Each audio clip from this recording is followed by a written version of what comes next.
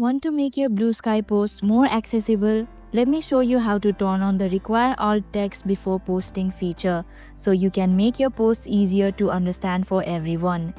Hello everyone, welcome to Tech My Life. In today's video, I'll be showing you how to turn on require alt text before posting on BlueSky app. So without any further ado, let's get started. First, start by opening the BlueSky app on your device and make sure that you're logged in. Here, tap on the three horizontal lines in the top left corner. Go to the settings option. Here you can see the accessibility option. Tap on it. In the accessibility section, look for the option that says require alt text before posting. Toggle this option on.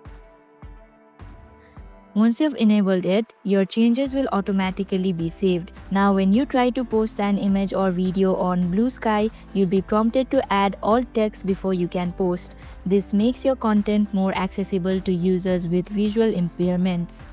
And that's it, you've successfully enabled the require alt text before posting feature on BlueSky. If you enjoyed this video and found it helpful, make sure to like, share and subscribe to Tech My Life for more videos like this. Don't forget to hit the bell icon so you're the first one to know when a new video drops.